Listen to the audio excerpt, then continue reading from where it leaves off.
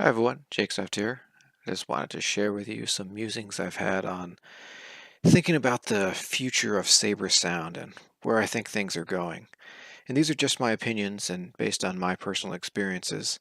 The truth is, nobody really knows the future, but this is how I see it.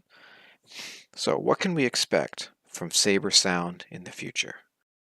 The first thing I think we can expect is more open platforms, meaning that they can be programmed after the fact, possibly by the user, but at least firmware updates will be possible.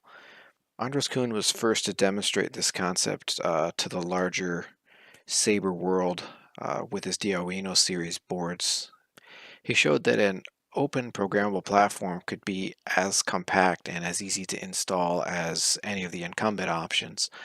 Prior to this, open platforms typically meant that you took an Arduino and you sandwiched it in with some components and it made this big bulky brick. So you usually, you could get the programmable aspect of it, but it usually meant that you sacrificed ease of install and you had a lot of extra work to do.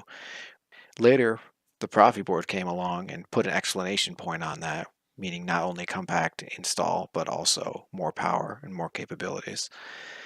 And with the Infinity board on the horizon, I expect that that trend's going to continue with ProtoWorkstat and Andros, got it again. These examples have demonstrated quite handily that with the right software, they can compete with or even surpass traditional options, and there's just no putting that genie back in the bottle. Second, and this will probably make a lot of people happy, I think lower prices are on the horizon. As any technology evolves, it usually becomes cheaper to acquire. And Saber sound has been around for a long time, and Saber boards themselves are actually just implementations of common ICs that are all put together in a unique way. And the way to do that is becoming less and less dark magic and more well known. And as that happens, even recently, if you're paying attention to the Saber industry, a lot more players jumping into the Saber board game. What this means is, I think that the days of the $100 plus Saber soundboard may be numbered, because you've seen Profi boards that can do features that even you couldn't even think of just a few years ago, being sold for 40 or $50. That's less than the price of an entry level soundboard, traditional entry level soundboard.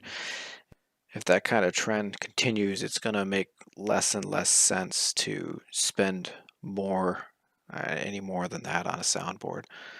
So I don't know, what does that mean? Does that mean we could see the Crystal Focus of tomorrow is sold for the price of a Nano Biscotti today? Only time will tell. But regardless of if that happens or not, I think you can expect to see more value for your Saberboard dollar, especially as these open platforms, they become more popular, they produce in larger numbers, economy of scale kicks in, and they start to get cheaper to produce. I think we can expect to see prices drop below what they have been traditionally. And lastly, I'm going to group these two things together: more power and crossover applications. What I mean by that is we've already started to see the 32-bit platforms coming out, and they offer possibilities that you just couldn't do with the 8-bit and 16-bit platforms. You got more RAM, more processing speed, and that's going to open up a lot more possibilities. One of those possibilities is crossover applications. And what I mean by that is if you've got a board and you can program it to be, say, a lightsaber controller, you could just as easily program that same board to be a blaster controller. You can kind of see that Andres has started to do that with his open source platforms. With the Arduino Stardust version 2, I think is more or less the same as his blaster core. It's just got the flash for storage, and it works equally well as an entry-level lightsaber soundboard and a high-end blaster soundboard. So I think this might also lead to flatter tier structures where you've got traditionally soundboard manufacturers have had an entry level, a mid grade, and then their high end flagship. Well, if they develop their high end flagship and then produce it in large numbers, there's really no reason to have an entry level and a mid level. assuming that the most significant difference is software. You can kind of see this happening already on the open source side where you've got the Profi board. It's just the Profi board. There's not a Profi board, a super Profi board, and like a Profi board Lite. It's just the Profi board, and it's all completely open source programmable. So you run Profi OS and you can modify that however you want, or you can write your own code for however you want.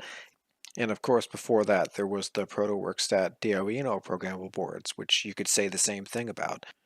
So I think as the platforms become more open, more flexible, and field programmable, it's going to make less and less sense to have multiple products that serve just different tiers of the same user base. I mean, think about how ridiculous it would be if you had to buy a new smartphone every time you wanted to run a different app. So those are my thoughts on the future of Saber Sound. Do you agree with this? Is there anything you think that I missed? Let me know in the comments. And as always, thanks for watching.